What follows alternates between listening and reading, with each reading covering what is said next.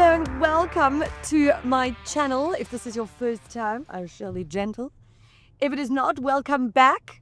If you're not a subscriber, best you do that now. I'll pop something up here for you to do that. Quick and easy. Helps my channel grow, guys. Also, you probably here because you saw Jetour T1, right? Whoa, I don't think a car has garnered as much interest as this since maybe like the Suzuki Jimny. And the T2 mostly, right? But the T1 as well. It's just the T-series. Okay, not cricket. Is that a thing? I think there's a T-series cricket thing. Oh, I hate cricket. Nothing to do with this review. So I am in the T1, not the T2 yet, but don't worry, guys. There isn't a huge difference, really. This is only... It's sort of like slightly smaller than the T2. In fact, this boot, massive, lovely boot, 574 liters. The T2 one is 6 liters more, okay? That's like minuscule. Basically, the difference is this is more for your sort of city slicker. Someone who wants to maybe just make a statement look quite cool or whatever. And the T2 is for the more hardcore off-roader. You know, who like legit is going to go like off-roading. Because there's an overlap in price and everything. So those are your two things. This is more like a little bit more budget conscious, okay? Speaking of budget conscious, do you know how much you're paying for your car insurance? Like, have you looked lately and double checked that maybe your premiums can change? Because if you put your details into hippo.co.za like I did with this car, I got out like a really cool $747 per month. That was the cheapest quote I got. Excess of 9.5. What would you get? Go check it out. Now, what a vibe this car is, eh? Look at it. Now, I was not a big fan of the Jetour X70. Like, I had some issues with that. But I'm loving this. Like, I love the look of it. I love how cool it is. It just, you know, every SUV at the moment, or forever, looks pretty much the same. We're really struggling to start telling these cars apart, right? Like, I'm really trying to dig deep and find some words to describe each different one. This comes out and it is so refreshing. People love the look of like a 4x4. You know, they like a boxy, square, aggressive vibe. And this is all of those. It like really stands out on the road. And not because it's expensive, not because it's fancy, not because of any of those sorts of reasons. It's because it just is so eye-catching. I like it. Can we just take a moment, though, for the tow bar that is ever so phallic looking, I think. And also, my gosh, how many times are you going to bang your leg or your knee or something on that? It just protrudes a little bit too much for my liking.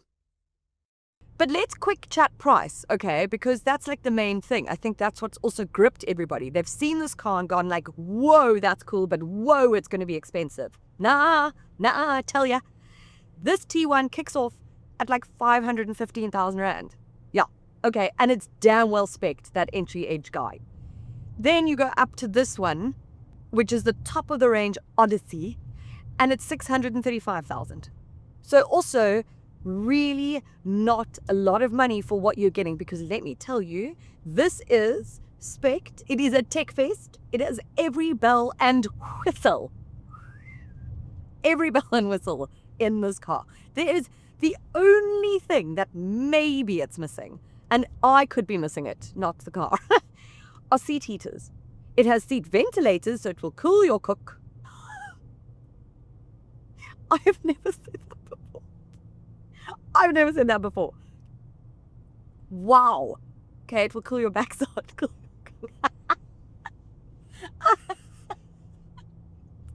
That is glorious. I want to keep using that, okay? Oh my God, things just pop into my head and then I say them and then I'm like, that is amazing. Okay. Oh my goodness, get back to it, Jules. Not that funny, I realize, for most. For me, though. Okay. Oh, gosh. Okay, let's get into the tech, though, and like everything else that's in here. And I'm like getting over this now. Come on. Okay, so again, I'm in the top spec one. But most of them have a lot of the features that I'm going to mention or whatever. But anyway, so it's keyless entry, keyless push button start. It's got a 540-degree camera, like a sort of sees everything. This has got dual zone climate control. It's got this Mursa panoramic, yeah, cool. You know what I mean? Sunroof, like massive, opens all the way. And really, like, I hate a sunroof, but when this is open, it makes the car feel like enormous. It's like super airy, and like it does actually make such a difference when it is open, but I often always just close it. This has got electrically adjustable driver and passenger seat. It's got the Sony sound system with like 9 speakers. It has adaptive cruise control and a lot of other sort of driver assist systems, which I have to tell you are not intrusive. Obviously can be switched off at everything, so that nothing's bugged me. Not one ping at me. Maybe it's because I've been driving really well. This also has dual layer soundproof glass, so then it's like very quiet in here, I'm assuming. I mean, it's a lovely cabin. It also has a lumbar support, like memory function for the seat. Guys, it's got electric tailgate. It like literally has everything that I would think a much more expensive car would have. In fact, the more expensive cars that have not as many as this has in features. Off you go. Now, this model's got this 15.6-inch Mursa screen, okay? And while it looks good, the graphics are outstanding, okay? Really stunning. You'll see just now when I put the driving modes on. I mean, it's really beautiful. But, okay, there are some issues with this car, okay? Unfortunately, but I have to mention them, right? I can't just praise it. I want to praise it. No. So, I put my Android Auto on. It's working now. I'm like thrilled about it. But yesterday, the day before, and the day before that, I have been struggling so much with it. It keeps dropping. Then I try and get it to get back, and it's connecting. So then I just put it onto Bluetooth. Then I get out of the car, I lock it, I turn my phone off, I turn it off, I turn this back on again. I've undone the Bluetooth, well, whatever, tick the Bluetooth off and put it back on. I've tried everything, and it just keeps glitching. Like, it's so interesting. Like, today I got in and went straight onto Android Auto, and I've had no problem. But yesterday, maybe it's C Point. I blame C Point. Because it seems to only happen there. I must maybe look into that. But regardless, okay, that's driven me a bit crazy. The other thing is, obviously, everything is operated within the screen. You've got these buttons down here for your climate control, the dual zone one, you know, and modes and like whatever. But the big issue I have is that, oh, there we go, my Android Auto device connection error. Okay, it's gone off. It's not C Point. Never mind.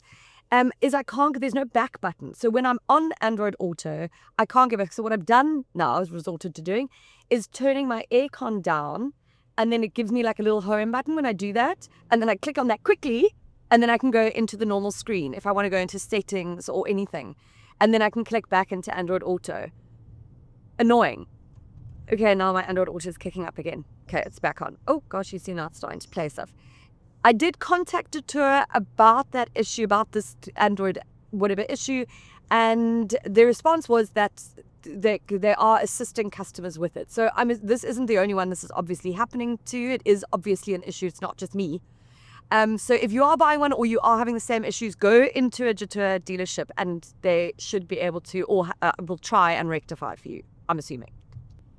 The hello Jetour here. Can you turn the air conditioning up by 1 degree? A or C temperature is the minimum. Fair point. But she's really good, actually. She's gotten most of the things that I've said, because I know you always talk to me about voice control, and so, or the commenters, because I still find that a bit annoying, but at least she is very good with that. Okay. Now, everything else that you need to do, you've kind of got to go into a screen to find things and do things and turn them off and switch them on and stuff. That's annoying. But that's not exclusive to Jetour or to this car specifically. It's to a lot of them lately. We know I hate her touchscreen. Okay. This all looks very pretty here too, though. These graphics also lovely. Oh, I do like, it's also got like this little handle jewel here. Very G-Wagonish of it. It just looks epic in here. This gear lever is very cool and like rawr, you know. And then I like these little graphic decals. They probably mean something, but I haven't looked into it. Doesn't matter really. But it looks nice. But I do like this big old chunky, girthy knob. It's a day. So you've got 4 models that you can choose from, and the first 2 are powered by a 1.5 litre 4-cylinder turbo petrol. That gets you 125 kilowatts of power and 270 newton meters of torque. Now, I know you guys are like, another 1.5 litre engine. Don't worry, Jetour has your back, because the other 2 models, which is this, the Odyssey, and then the Explorer, have a 2 litre 4-cylinder turbo petrol. Woohoo! That gets you 180 kilowatts of power and 375 newton meters of torque. Very cool. All models are mated to a 7-speed dual clutch transmission. I do apologize for all the flashing lights. I'm certain that someone who's got epilepsy might not be able to watch my videos because of this, which sucks, but it's the time of the day and it's really a bother, I do realize. So power is sent to all 4 wheels on this model and the Explorer. Via Jetour's XWD, their all-wheel drive system. This also has electronically locking rear differential and also a limited slip center diff.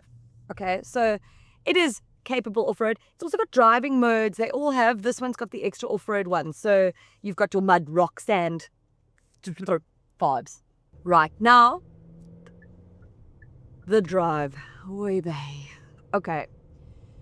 This isn't a problem exclusive to this car or to Jetour or even, there's a lot of Chinese cars that have this issue. And in fact, I think it's, if I recall, is one of the biggest issues I had with the X70. And it's the sort of mapping between this transmission and engine is just not good enough. And so what that means is that when you put your foot down on the accelerator, there's a moment delay, I suppose a Dead Space vibe, where, hang on, I've got a guy on a motorbike that is broken down. So as you put your foot down, nothing sort of happens, and then all of a sudden it just kind of jumps forward. Then you take your foot off and you're like, whoa. Okay, my dad the other night told me that he felt like he'd been in a roller coaster after I took him for a drive, which he blamed on my driving, mind you. Unacceptable. Was not me. But because of where I live as well, so in traffic or in town, and we're on a very hilly area, as you're trying to get up a stop street, you roll, and then there was a bit of a rollback, so then I quickly put my foot down and jumped forward and almost went into a car that was going, whoa, gosh, my dad was like, how do you drive? And I was like, it's not me. It's like, okay. It's the first ping I got, guys. Forward collision warning. Okay, that's because someone was stuck there in front of me. So that is a real issue for me. I think once you've gotten used to it, you might be okay with it, but it's going to take time. The big issue is the fuel consumption. Guys, so it's claimed at 9 litres per 100 k's, which already is just too high for me in a way. But I get it, what the car is off-roader. But I'm sitting at 11.3 litres per 100 k's. That is insane. And you could probably get it down to about maybe you could get it down to 10.3, 10.4. But that is a lot. And for someone who's already budget conscious and is buying the T1 for that reason, you've now got to consider how much you're going to be spending on fuel every month. And that, I think, is going to potentially be a bit of a deal breaker. I'm going to find out this weekend. My cousin is coming to look at this car because she wants to buy it. I haven't told her yet about that. Fuel consumption. So I'll be interested to see what she says. I might just put that on social media to let you know. Guys, also check out this key fob. I mean, that is enormous. I mean, I've got an issue with key fobs at the moment, have you noticed? I'm really into, I don't know. I just find this to be, it's too bulky. I get the car it's kind of matching this. There's probably some design thread that's gone through it, but don't. It's too big. Okay, when I want to put it in my handbag somewhere, I don't want to have this enormous thing, So now, I spoke about the price earlier. What is interesting for me is if you wanted the top of the range T2, it's only going to cost you 45,000 Rand more. And in fact, you could get the one just under that, which is also like high spec 4-wheel drive, etc., or all-wheel drive, and that is 5,000 Rand more than this. So I'm quite curious about that and what's going to determine I'm glad I'm not you. If you're making the decision, I guess if you don't want to stretch your budget by 45, totally fine. You know, maybe it's how much off-roading you plan on doing. If you want a little bit more size, but it's, again, I've told you about those sizes, not much of a difference, or not like huge difference, basically. I don't know. Bizarre. But now other rivals, you could look at something like a GWM Tank 300, which I love as well. That's a bit more expensive though. Then of course there's the Bike B30. They've got a hybrid version, which would be great from the fuel consumption point of view. I haven't driven that, so I can't tell you about it, but I just know that is a rival.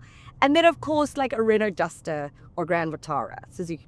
But I don't even think those should be considered rivals, and mainly because nothing looks like this. Like, this is on another level. It's just in its own little world, having its own little party, you know, and I love it for it. Like, I love the look of it. I think it can almost be forgiven its shortcomings for its look, and I think a lot of people will just be like, ugh, so what? I love the look of it. I want to drive it and whatever. And in general, the drive, like once you're cruising, is lovely. So I give it a big thumbs up. I've loved having it. I love going out into my driveway and seeing it. And I suppose that's often the thing. It's like, is it an emotional buy? Which it is, right? Cars are generally an emotional buy. I think you're going to buy this with your heart, maybe, and not your head. And I think that's okay. But you know what? Jetour and a lot of the Chinese brands are really good at listening to customer feedback and media feedback and fixing these sorts of things. And if they can fix something like these kinds of issues, the mapping and the fuel consumption, oh my gosh, this car will be a winner, winner, winner. Chicken, did I hate that saying, but